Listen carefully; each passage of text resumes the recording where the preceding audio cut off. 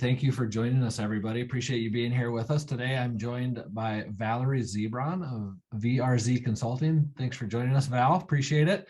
Happy to be here. Val, obviously we've known each other a long time. Love working with you. Why don't you give our audience here a little bit of an overview of you, your background, and a little bit about VRZ Consulting.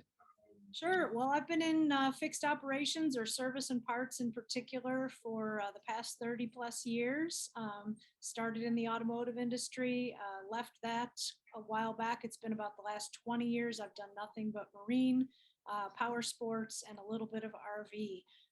So I just love looking at what it takes to flip the switch from reactive service departments and parts departments to more proactive practices that help you make more money, have a lot less stress, a little bit more fun at work, and have your customers just absolutely love you and want to do business with you and only you. Awesome. And it's always great to hear you talk about it and deliver it. And you do such a great job of delivering that message for our dealers. So really appreciate the partnership and all of that. So you've been out, you're always out working in dealerships and helping dealers do a better job. I know we've talked a little bit about this, but man, dealers today inundated with all kinds of challenges, right? We got workforce issues that have been persisting for a long time. We've got supply chain issues that have seemed to only get worse and worse over the last couple of years. Obviously a huge demand since the start of the pandemic. A lot of pressure on service departments these days. Give us a little bit of maybe like a state of the service department in the boating industry overview. Well, I think we were sort of stretched even before the pandemic hit. And when you wind up looking at all of the challenges that the last couple years has given us, a lot of the challenges have been challenges we've had for a long time: workforce, having skilled technicians, all of that. But it just really amplified it. And when you wind up having, boat usage up, brand new boaters who need a lot more education on maintenance and what's required to keep them in warranty. And we're also seeing a huge influx of new workers to our industry coming from other places. And that's great. We're excited to welcome to have them, but it really makes our shops have to make sure that we are catering and figuring out how we're going to get the technical knowledge where it needs to be at that service drive. So we're educating those new people to the industry on what types of questions to ask or how they can help support us, so that it doesn't become a hindrance that they don't necessarily have the level of boat knowledge that we would maybe want to grow them into. Right. Yeah, and we've had a lot of kind of fluctuation in how things have gone since the pandemic really settled in, and trying to figure out how to operate the service departments more efficiently, more effectively, and so forth. But as we get into 2022, and we're still early in the year, of course, it'll be in February and all. What's on dealers' minds today as they start to think about how they're going to make ends meet and be able to manage everything in 2022? Well, I think, they are worried about workforce on one hand, but on the other hand, they're also worried about growing their payroll, understandably. So how do you grow your team to a level that's sustainable? And how can you plan for that? I think is a bit of a challenge. So, we want to keep great technicians. We're seeing pay and we're seeing benefits. We're seeing things like paid time off increase. We're getting a lot more competition in that than we've ever had before. But I think there's also a little bit of a balancing act of saying, okay, but I need to make this pay. So you can only raise your labor rates so much. And the other thing with that is then how are we going to be really efficient? How are we going to make sure that the service and parts departments, we're charging what we can charge. We're trying to staff as much as we can staff, but how else can we maximize it? We wouldn't dream of giving our sales inventory away. And yet on the service end, we tend to lose a lot of hours and just sort of say, oh, well, that's part of the business. So really taking a look at what you can do to not lose those hours, to maximize those hours, to make sure that the techs are turning more than ever. And something that I've learned on the technician front, because we used to put so much emphasis, and we should, on proficiency and making sure I give that guy that ticket, he's getting that job done as quickly as possible. But if that same technician has to wait for parts or wait for approval or, come in the morning and the jobs aren't ready for him, there's just not much, chutzpah to get it back there and get that job done. They don't feel the same pressure unless the service desk and upper management has that same level of we're getting our act together. Right. Yeah, it seems like there's a lot of little things here and there, a lot of the detail work that can chip away at that proficiency and in getting the work done. We've been talking a lot over the last probably 2 or 3 years now about repair event cycle times and about how as a metric for dealers to kind of measure. So repair event cycle times, of course, being the amount of time it takes to get a boat serviced and back on the water for a customer. A lot of different ways to look at it, but typically it's the from the date the repair order is opened until it's closed out, and that's the measurement. And today, with all this pressure on dealerships, that's really kind of the metric that we should be looking at from a customer experience standpoint. MRAA just completed a study with our friends and partners over at the Recreational Boating Fishing Foundation and Discover Boating. One of the things that came out of that was that service, the amount of time that their boat was in service is like a number one driver of dissatisfaction with the ownership experience, right? I mean, no big surprise there. We started talking about this repair event cycle times through a presentation you made at Dealer Week in 2019. We talked about it a little bit throughout 2020. We had some dealer meeting discussions. We had the strategy session last year in 2021. And then we did another session on repair event cycle times just last month before. So talk a little bit about the repair event cycle times, how this has bubbled up, and why this is such an important thing for dealers to be focused on. Well, first off, I mean, there's going to be reasons that your repair event cycle time is longer because maybe you keep an open ticket for all of the new boats on your lot, or maybe you open up a ticket for work in your off season. That's not what we're talking about with repair event cycle time. We're talking about customer waiting for boat. And under that umbrella, we even break it down into warranty versus customer pay. And really ideally is saying, hey, how can we make sure that we are expediting our fast tracking our service when we can? So training our customer for that, training our service writer for that, to be looking for those opportunities, because if I can get more of my work done quickly and back out, I don't want to tell a customer, hey, you got to go to the back of the line and it's a first come, first serve. If it's going to be something quick that we can get done, that's key. I think one of the big best practices that wound up coming out of this past dealer week, and I was loving to see it, was how many people say that they are diagnosing the boat within 48 hours. Some of them even having a technician right there at the write-up to be able to do that initial diagnostic and get those parts on order. So, I mean, that's when you look at the numbers, that's shaving more than a month off of the industry average. And then the other huge opportunity was we were averaging about a week to get the parts in. But it's a long time once those parts get in to get that work back scheduled in. So making that a priority. And Matt, one of the areas that I'm seeing recently that I'm a little concerned about, and it's something that is going to really require, I think, upper management to be a little more involved, is the type of support that's needed to the service desk in particular. And one area that some stores are just really lacking on is having a dedicated parts person to the shop. And depending on who you ask, there's different metrics to this, but I kind of have always gone, if you've got 4 technicians or riggers or more, it's time to have a dedicated person who is just making sure those parts are ready. And in some of the stores, unfortunately, they're still relying on the service writer to look up those parts, or they're relying on the technician to look up those parts. And that's causing other things to go to the wayside. And it's very tempting when you've got especially a good service writer, you're like, hey, just put more on their plate. They're able to handle it, but they're just never going to be able to sell to the level they would be able to if we simplified their duties. And simplify is probably the wrong word, because it is not a simple job at all. Being a service writer is probably the most complicated job out there.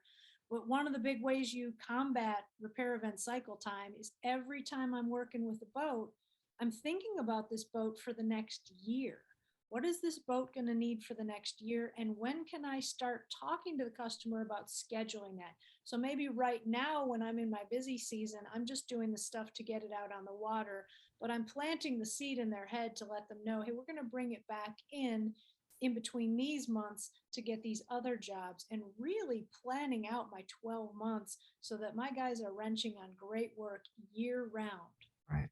Yeah, we're seeing a lot more of that these days. You know, it used to be, especially up here, I'm in Minneapolis, of course, and it used to be that a lot of the northern dealers would not employ technicians year round. They'd lay them off in the winter months and that sort of thing. And we're seeing more and more that they are finding jobs and finding new tasks and so forth to keep them employed year round. Are you seeing that as well? Definitely. I'm seeing it very few that are actually laying them off.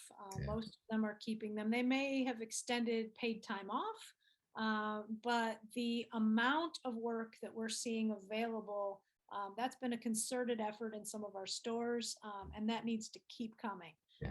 So planning it that way, educating that customer that, hey, we're going to take care of this. I don't need your boat to come in so many times over the course of a year. I want to try to get as much done as I can while it's here.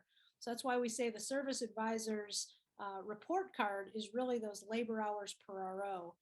And if I'm looking at a store and it's got 3 different service writers, there's going to be a very big disparity in terms of how many labor hours per RO on average one is selling versus the other. You look at a skilled service writer, they can in some cases quadruple what a newer service writer is doing. And the customer's happier because they don't have to come back. They're not going to the back of the line and waiting a month for that work. You're taking care of everything. You're telling me what it needs. I kind of describe it as selling like a dentist. The dentist tells you, oh, we're watching this one. They never forget. They always keep reminding you about that. And they don't sell in a wishy-washy, do you want a root canal sort of way. They say, you need it. Do you want us to get it done at this point or at this point? And they kind of lay out and drive the bus. And that's really what we need at the service desk. Yeah, absolutely. Well, so we were talking a little bit about, the different ways that we can support our service writers and our technicians and that sort of thing. And you talked a little bit about a dedicated parts person. We've also talked about the idea of an expediter or a service coordinator, what you might almost also call like an assistant service writer, that sort of thing. Talk a Well, little we bit of, call it an assistant service writer, but I like, Garage Composites calls it the expediter or the yeah, coordinator for the service writer. And yeah, it's really just someone there who's maybe not quite ready to jump into that position. And I think sometimes we throw people into that position and it scares them off. And they could have been a good service writer, but because they were overwhelmed with so much right out of the gate, we'll never know. They just said, this is a crazy job. Get me the heck out of here. right, right. Yeah. So when we looked at those and we had those conversations at Dealer Week related to Schooley had the session on where he advised the expediter and the coordinator and that sort of thing. The number one question that came out from the dealers was, how do I afford this? How do I add somebody else to my team? And particularly the question came from some of the smaller dealers, the 1 or 2 technician type dealers. How do you go about advising people on how do you afford adding another person in the service department? The first thing I like to do, and this is a good activity anyway, is to talk with your crew and say, what's pulling us off of billable labor? And come up with a massive list, because it will be, of all the things that your technicians or your service writers are doing that's not billable. And then you take a look at that list and say, okay, let's form a job description based on, and I like to start with one, especially for my smaller stores, is, hey, let's just get one for the shop. Let's craft that job description. And then maybe at that point, I learn that, wow, that wound up raising my efficiency so much that I might start looking at adding a second one. And that's a really good point when I'm saying, okay, I'm going to make one of them a little more catering towards my technicians, and I'm going to make one a little bit more catering towards my service team, and to be able to cross train that position a little bit, because some people are naturally going to gravitate more towards the wrench turning parts running element, and others are going to be more into the coordination, people interface. So really giving them the chance to experience both elements of that. And they're going to have to pitch it and step in when an advisor is away, or when we need a little extra help here and there. But that's really the way that I've done it in the past, is to just start with the one position, see how that, what that does for your bottom line. It should give you an immediate bump. If it's not, then we really didn't look at what is pulling our technicians off, because the whole goal is more billable. Right. And so that's something that I start looking at from a shop standpoint of, okay, from the minute I hired this person, whatever you want to call them, an expediter, assistant service advisor, once I hired them, I should have experienced a bump up in both my CSI and in my labor hours per RO and my technician proficiency. Right. Excellent. Well, so one of the things that you're seeing out there right now is that dealers are still just not doing a great job with scheduling, right? And again, getting a formal schedule put together and sticking to that schedule. What would your advice be for these guys, as far as if they're not scheduling, or maybe they're struggling with their scheduling, how to get it in order? Matt, I think what winds up happening is they go for too big of a goal too quickly. So they'll say, well, I want my team to schedule 3 days out. I always like, my first goal is, I want you to leave work today ready for tomorrow morning. So we're going to start with a half day of getting ready. And I actually just did this with a dealer group, and they called me the next day and they said, oh my gosh, it was so incredible to see at the end of the day, everyone, after they took the trash out and did their normal end of day things, they came back and they started staging their units, and they got with parts and made sure the parts were there, and all the things that would have bogged us down the next day. To be able to have those techs come in the morning and be able to jump into turning wrenches. And then the next thing I look at there is to have a stack of those quick service jobs. And I want every tech to have one of those in between every single one of my normal jobs. And in some cases, I even dispatch that ticket with it. So if he gets stalled on one thing, there's no downtime. While I'm waiting for approval, and I may be sending this customer a text to get approval on the bigger job, he's able to start cranking out some of those quicker jobs. So to really be identifying and have that at the ready, and those boats staged for that, is so tremendously. Yeah. Yeah, for sure. So of course, scheduling was one of the things that we saw in our survey, where it was dealers weren't doing a great job with that, and that was impacting those repair event cycle times and lengthening that amount of time. Where else do you feel like you're seeing work being stalled in the service departments and keeping people from improving those times? When you really look at the process map, and when we did this activity in 2019, we looked at the entire process map from that initial inquiry, where if someone's calling me and it's on something that I know that I either don't have the time, I don't have the part, I'm not going to be able to get to it, I don't want them to bring that boat in yet. So even, getting my lot so that it's not a complete congested cluster, there isn't a step within the process that doesn't have things that you can do to maximize. And that's what I really like about the handout. And I think we're going to make that available again to the people watching this. Is we went through in that exercise, and we've been collecting the golden nugget best practices ever since, of every step of the way. What can you do at write-up? What can you do at dispatch? What can you do at parts procurement, at repair, at quality control, at delivery, at follow-up? What are the things that are bogging those things down? How can we tweak it, doing some small things? And it is, in my opinion, I've seen a few stores do well with the Band-Aid approach of, conquer Rome in a day. But for most of the stores I work at, it's pick those one or two things, catch some wins with, no more than 3 goals at a time. And you start prioritizing those quick service jobs. You start pre-scheduling and slotting. And once we get it solid on a half day of scheduling, all right, now try a full day of scheduling.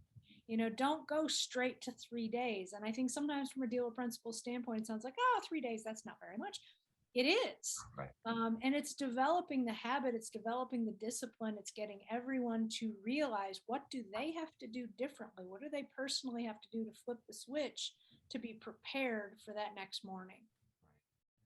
Yeah, for sure. It seems like there's so much. And we did I did an interview with another dealer that I recorded and will be part of this whole package. But they mentioned exactly what you just said. Hey, our key to success was we picked the one thing, and we focused on that one thing. We became very good at that one thing, and then we moved on to the next one and started working on that one. So I think that that focus is extremely important.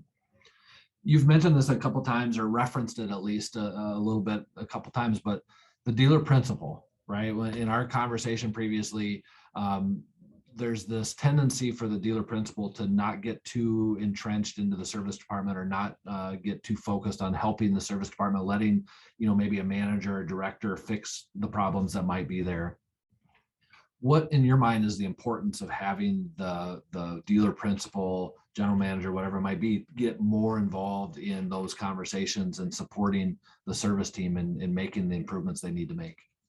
Well, I would kind of imagine it as if you bought a Subway sandwich shop, you would, even though you own the place, you are going to learn the process of how you bake the bread, how you prep the station, how you train your guys to be able to do that.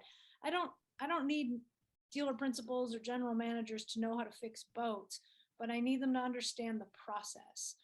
And I think one of the big areas that they're missing is they tend to have pretty good people working the service desk, and they want to throw more and more on that person's plate. And in order for that service writer, which is such an important job, I call it the most important job in the dealership. They're going to spend more time over that customer's ownership cycle than anyone else. They're going to see them when they're unhappy. They strongly influence the next purchase decision. I can go on and on and on how important they are.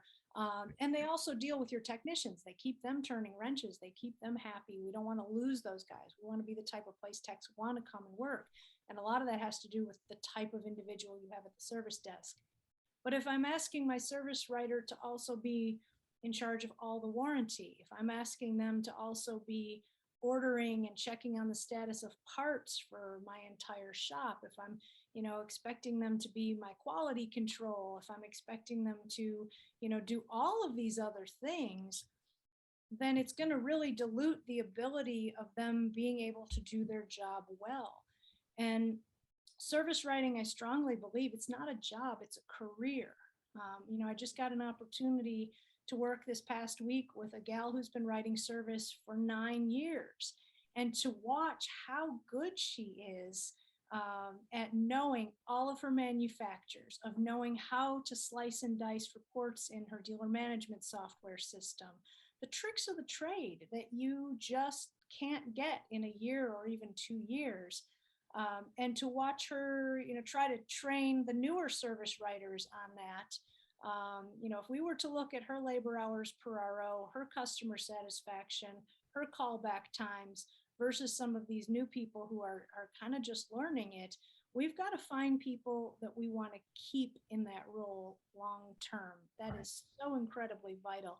And we really have to make sure that they're focused on selling, on documenting, on customer relations, and take some of the other tasks that it's tempting to want to put on their plate, and find other support people to do that. Yeah.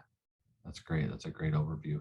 What do you feel like in like we've talked about several different topics here and ways that we can really kind of focus and help dealers improve on their repair event cycle times. How does all this relate to the service absorption conversation? I know that's been a thing that you've been talking about for a long time. How do we get the message through with dealers on how this will help on the absorption side of things? So let's first define it in case anybody on here isn't familiar with that phrase. Service absorption is the percentage of the entire dealership's operating expenses that is covered by service. So if I can say that my shop has 100% service absorption, it means anytime we sell something, a new or a used boat, that's 100% profit. Um, Back in the day, I remember, Matt, when they used to say, "Oh, it's impossible for dealerships to have 100% service absorption," and it's been fun to watch dealers figure out how to do it and how to get it even higher. We've got some stores that are incredibly successful, 130%, 160% in one case that I can think of. So, not that your goal is necessarily that you have to have over 100% absorption. But to me, making that your North Star of decision making and training everyone in the shop to have that as your North Star of decision making is going to even make my porter, my guys detailing the boats, they're going to make better decisions if they're aware that that's what we're thinking Right. about. Is this going to hurt my absorption? Is this going to help my absorption? I also use it as a bit of a North Star for when staff comes to management and says, we want a, or we need a fill in the blank. Is this something that's going to actually impact our service absorption? Okay, well, then we really need to jump on that. Right. Great insight. So kind of let's go and kind of wrap this up a little bit. Repair event cycle times, it's the metric that we're trying to really kind of help dealers understand that we can improve this. We can improve a lot of different things, customer experience, CSI scores, profitability, efficiency, all that sort of thing. You talked about, hey, let's focus on the one or two or three things that can really have an impact and go. From what you're seeing and what you're hearing from dealers when you're out working in the field with them, what would you say are the top, where are the places to start? What are those top one, two, three things that dealers really ought to focus on that are going to make the biggest impact for their cycle times? Well, I want to add one more thing into that because all of us are looking for great techs right now. Yeah. And, a few years back, we wound up asking master and A-level technicians, what would it take for you to take the wheels off your toolbox and stay with a shop for life? And the same things that they told us are the exact same things that help us reduce our repair event cycle time. We need to be the type of shop that's set up for success. And I like the question before we started filming. You had mentioned that someone had said in their 20 group they were asked the question, "What would your dealership do differently if you didn't sell anything? If service was it, what would you do differently?" And I think that's a great question to get you thinking and prioritizing service differently. The first thing I like to do when a store calls me and they need a little help is I always ask for their organizational chart because it lets us know right out of the gate, do we have a clear delineation? So many times we just throw people at it saying, oh, the phones aren't being answered, we need more people. But if you're not having a streamlined process and you're not really delineating who's doing what, then we have multiple people doing it. I just got a call yesterday from a dealer who said, we have various different people who write up various different work orders, but those same people aren't following through with that customer till the end. What a missed opportunity. We need to make sure that if you wrote up that service ticket, that's your opportunity to build rapport with that customer, to really get to know them. You're the one who understood what that customer had to say, what was important to them. So putting it on that advisor's map that, hey, I'm going to set that callback time with you, and hopefully I'm going to get it to be done by text, some sort of a follow-up time. And really, in terms of maximizing a repair event cycle time, it's some of the tenets that just make a great shop. It's not leaving the shop until tomorrow morning is ready, getting those units staged, getting those boats in the bay if you have such a beast, or at least making sure that the parts are there. One of the stores I work with actually has the technicians and the detailers the night before they leave. They have to go physically touch the boat they're going to work on tomorrow morning. So if there's a problem, I'm going to hear about it tonight and I can readjust. Having that stack of work orders of quick service jobs that you can be able to fill in between, get those things in and out so that we're not bogging those down. It's really helping drive our overall wrecked numbers, repair event cycle time numbers down into a much, much better range. And a little bit of things like that. Some of the smaller items actually make a big, big return. Yeah, that's great. Awesome. Well, I think we covered a lot. I don't know if you have any other thoughts or insights that you'd like to share before we wrap up. One thing I want to say is we are in an unusual blip right now, and your team is stressed. Your customers are stressed. I think the words I keep saying are civility, grace, empathy.